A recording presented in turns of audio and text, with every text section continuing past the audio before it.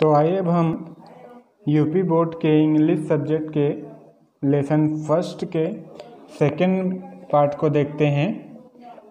ठीक है, तो यहाँ से तो मेरा हो गया था about the author, about the lesson, और यहाँ तक हमारा हो गया था एक पेज। और आज हम सेकंड से स्टार्ट करेंगे, यहाँ से लॉन्ग इनफ। तो I know long enough to earn money for my breakfast.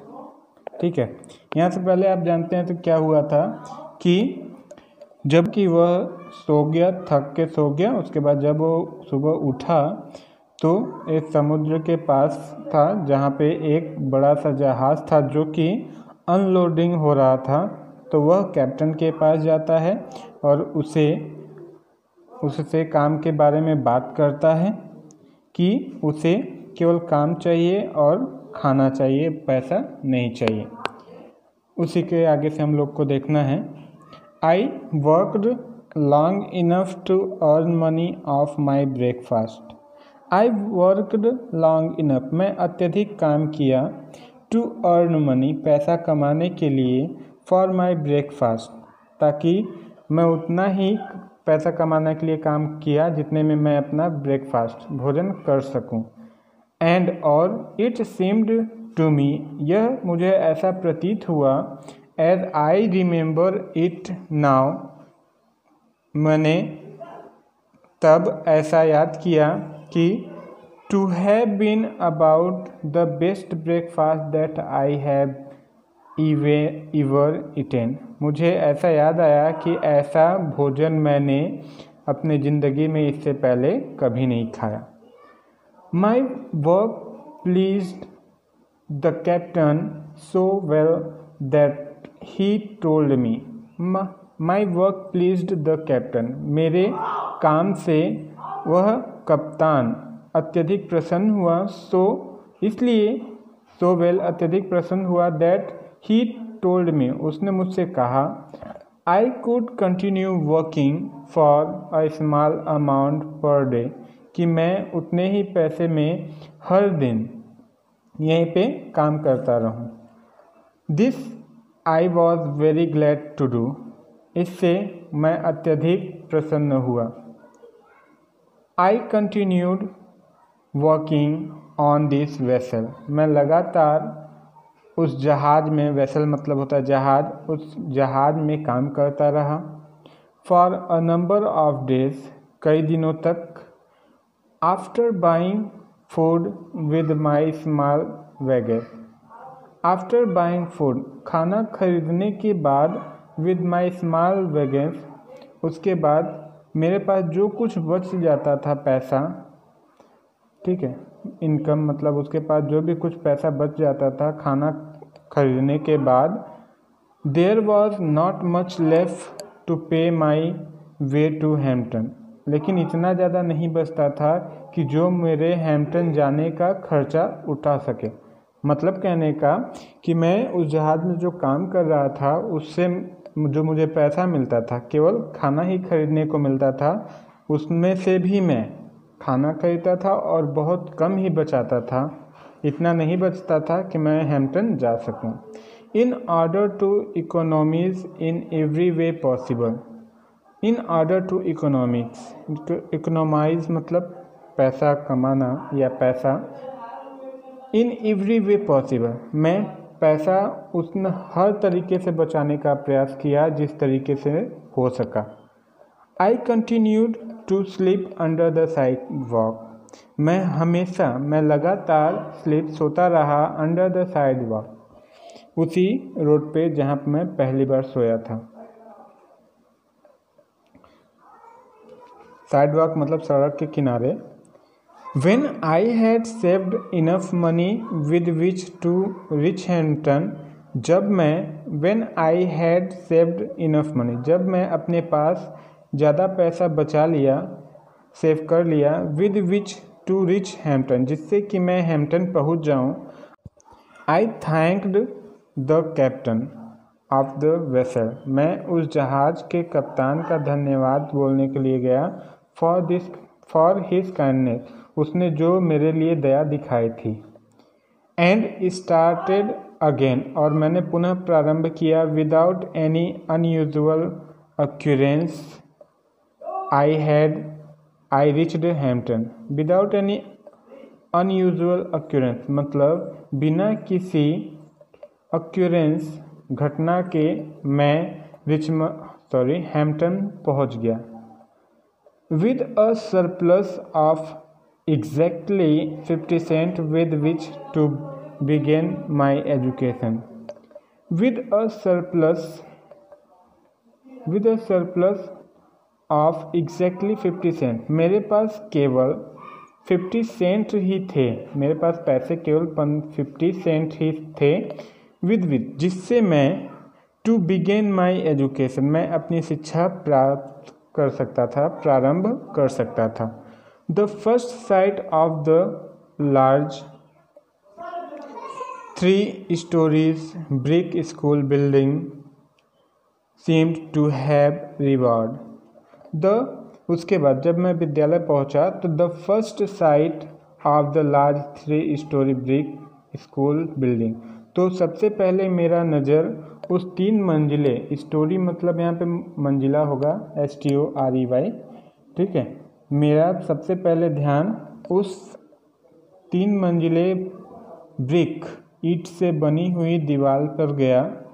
To have rewarded, और यह देखकर मुझे ऐसा प्रतीत हुआ, उस बिल्डिंग को मतलब उस स्कूल के बिल्डिंग को देखकर मुझे ऐसा प्रतीत हुआ कि to have reward me for all that, कि मैं जो भी प्रॉब्लम सहा हूँ, all that I had undergone मतलब परेशानी को सहना, मतलब जो भी मैंने परेशानी सहा है उस सबका पुरस्कार मुझे मिल गया।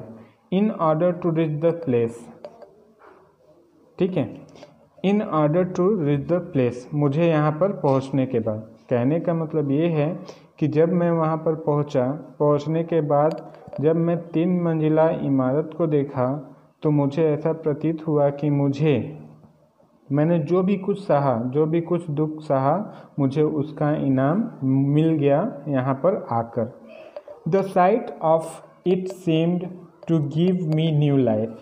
The sight of it seemed, sight मतलब होता है दृश्य, ऑफ इट seemed, उस दृश्य को देखकर मुझे महसूस हुआ to give me a new life, जैसे मुझे मेरा एक नया जीवन मिल गया हो।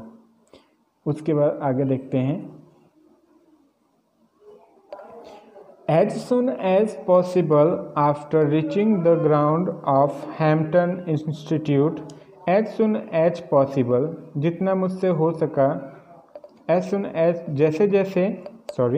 जैसे जैसे मैं नज़दीक जाने लगा, after reaching the ground of the Hampton school के संस्था के, जैसे जैसे मैं ग्राउंड मैदान में जाने लगा, I presented my self before the head teacher, मैं क्लास में अपना काम कराने के लिए हेड टीचर से मिला या हेड टीचर के सामने गया। Having been so long without proper food, having been so long without proper food, बहुत समय से अच्छा खाना न पाने से या न खाने से, अबाथ न नहाने से, एंड चेंज ऑफ क्लोथिंग और न कपड़ा चेंज करने से, I did not of course make a very favourable impression upon her. कहने का मतलब having been so long without proper food, कई दिनों से अच्छा न खाने से, न नहाने से, न कपड़ा चेंज करने से, बदलने से, मैं अपने अध्यापक पर अच्छा प्रभाव नहीं डाल सका। इम्प्रेशन मतलब होता है प्रभाव डालना। I could see at once that there were doubt in her mind. I could see at once, और मैं ये चीज़ उन पर देख पा रहा था, मतलब मैं उन पर अच्छा प्रभाव नहीं डाल पाया, मैं यह समझ पा रहा था या फिर देख पा रहा था दैट कि there were doubt in her mind, कि उनके दिमाग में कुछ संदेह है about the wisdom of admitting me as a student, मतलब मुझे एक विद्यार्थी के रूप में मुझे एक विजडम बुद्धिमान विद्यार्थी के रूप में एडमिशन लेने के लिए वह उनके मन में संकोच था या संदेह था।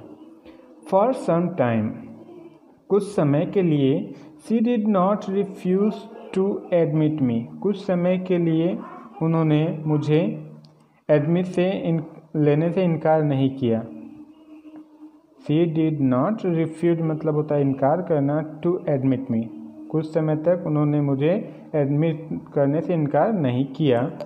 Neither did she decided in my favour, और न ही शी अध्यापिका ने डिसाइडेड यह निर्णय लिया इन माई फेवर, मतलब न ही उन्होंने मेरे पक्ष में कहा, न ही उन्होंने अपना पक्ष सुनाया कि वो मेरा एडमिशन लेंगी या नहीं लेंगी। I continue to linger about her, linger मतलब यहाँ पर जुड़े रहना, लिंगर मतलब जुड़े रहना। I continue to linger about her, मैं हमेशा उनसे जुड़ा रहा। And to impress her in all the ways, और हर तरीके से मैं उन्हें प्रभावित करने का प्रयास करता रहा। I could with my worthiness, और मैं उतना कर सका जो भी मुझसे हो सका। वर्दिनेस मतलब जितनी मेरी योग्यता थी, मैंने उतना तरीके से या उतने तरीके से मैंने उन्हें प्रभावित करना चाहा। In the meantime I saw her admitting other student. In the meantime, उसी समय आई सा मैंने देखा, हर उन्हें, एडमिटिंग अदर स्टूडेंट कि वो अन्य विद्यार्थियों का एडमिशन कर रही थी। And that added greatly to my discomfort, that added जिससे कि मैं अत्यधिक डिस्कम्फोर्ट, जिससे कि मुझे अत्यधिक परेशानी हुई, ठीक है, या परेशान होने लगा। I felt deep down in my heart, I felt मैं महसूस करना लगा या मुझे ऐसा प्रतीत होने लगा, deep down in my heart जैसे मैं डूबता हुआ जा रहा हूँ या अपने आप से घृणा होने लगना। दैट आई जिससे कि मैं could do as well as they, if I could only get a chance to show what was in me, मैं अपने आप में ही डूबता गया कि काश मुझे एक मौका मिल जाता जिससे कि मैं इन्हें दिखा सकूं, जिससे कि मैं इन्हें एक बार में ही दिखा सकूं कि मैं क्या कर सकता हूं। After some hours had passed the head teacher said to me, after some hour had passed, कुछ समय बीत गए, कुछ घंटे बीत गए। The head teacher said to me, अध्यापिका ने मुझसे कहा। The adjoining recitation room needs sweeping, अध्यापिका ने मुझसे कहा कि द एडजॉइनिंग मतलब बगल का, रेसिटेशन रूम बगल का संगीत कक्ष, रेसिटेशन मतलब होता है संगीत और रूम माने कक्ष। नीड्स स्वीपिंग मतलब संगीत कक्ष को झाड़ू या सफाई की आवश्यकता है।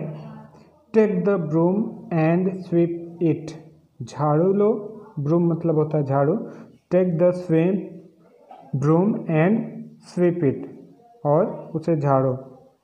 It occurs to me at once that here was my chance, और यह जो मेरे साथ हुआ, अक्यूर्स मतलब होता है घटना या फिर होना, ये जो मेरे साथ हुआ एट वंस एक बार मुझे ऐसा लगा कि यही मुझे मौका मिला है।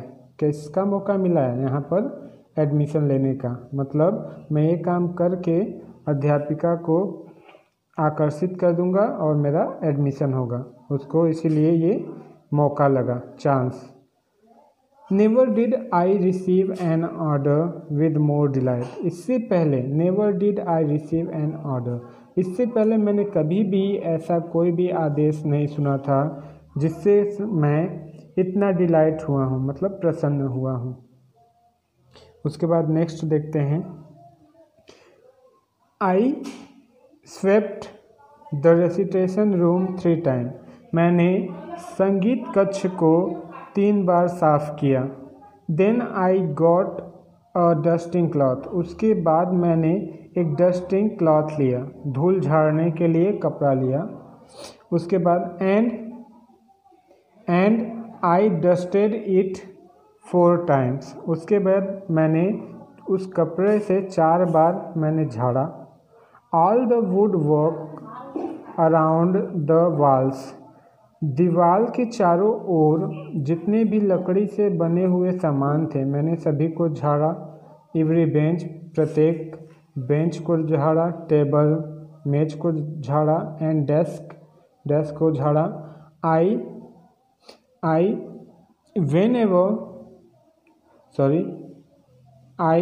Went over 4 time with my dusting cloth. मैं उन सभी पर 4 बार अपने कपड़े से उनको झाड़ा। बिसाइड माने अतिरिक्त या के अतिरिक्त। Beside every piece of furniture had been moved and every closest and corner.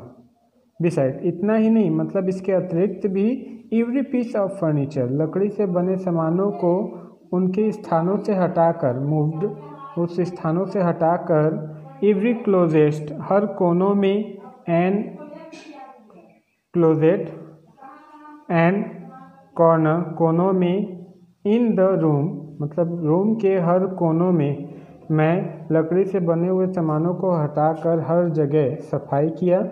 Had been थ्रूली cleaned, और मैंने इसी तरीके से पूरे कमरे को अच्छी तरीके से साफ कर दिया। I had the feeling that, उसके बाद मुझे ऐसा महसूस होने लगा दैट कि in a large measure my fortune depended upon the impression. मुझे ऐसा प्रतीत हुआ इन अ लार्ज मेजर, ज़्यादा से ज़्यादा हिस्सा, किसका हिस्सा, माई फॉर्चून मतलब मेरे भाग्य का ज़्यादा से ज़्यादा हिस्सा, डिपेंड अपॉन द इम्प्रेशन मुझे अपनी मैडम को प्रभावित करने में ही है। मतलब मेरा जीवन, मेरा भाग्य केवल मैडम को प्रभावित करने में ही है कि अगर हमारी मैडम मेरे काम से प्रभावित हो जाएंगी तो मुझे इस विद्यालय में क्या दे देंगी, एडमिट कर लेंगी। I made upon the teacher in the cleaning of the room, और यह प्रभाव मैं डालूंगा किस पर, अपॉन द टीचर अध्यापिका पर, the cleaning of the room इस कमरे को साफ करके। यहाँ तक क्लियर हुआ? कहने का मतलब है साफ करने के बाद उसने ऐसा सोचा कि मेरा पूरा जीवन या मेरा पूरा फ्यूचर डिपेंड है इम्प्रेशन करने में, मतलब मैडम को अपने प्रभावित करने पे ही डिपेंड है। अगर वो मेरे इस रूम की सफाई से प्रभावित हो जाएंगी तो मुझे एडमिशन दे देंगी।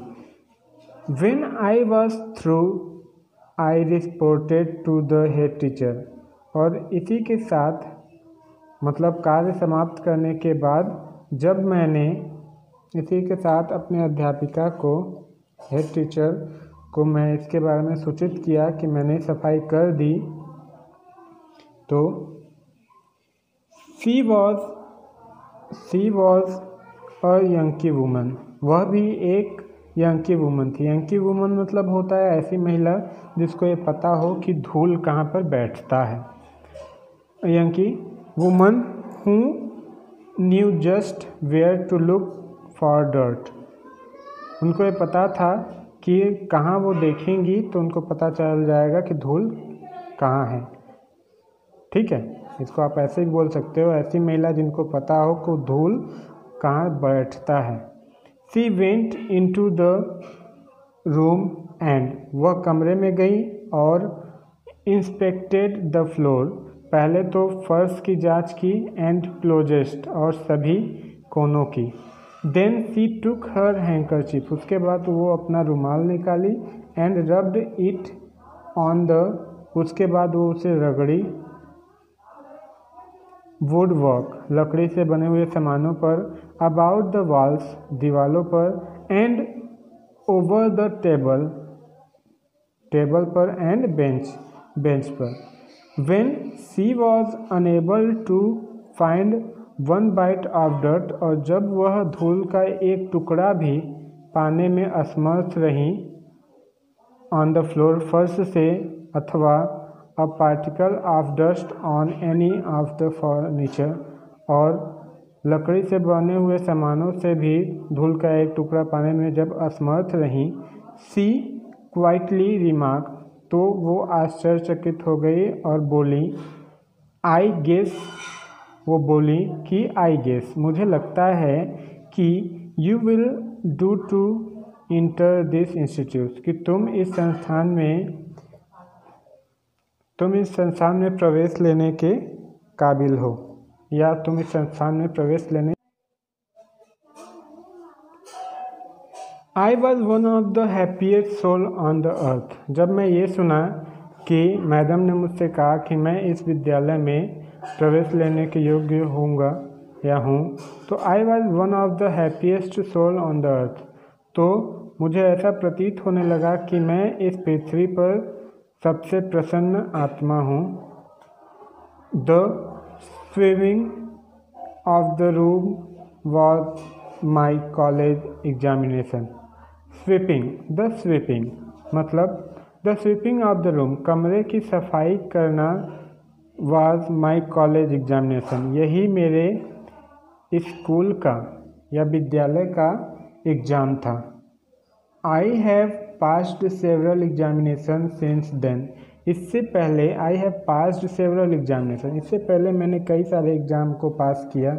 सिंस देन, बट, लेकिन, I have always felt that, लेकिन मुझे हमेशा प्रतीत हुआ दैट कि this was the best one I ever pass, कि ये एग्ज़ाम मेरा ऐसा था जो मैंने कभी ऐसा नहीं पास किया होगा।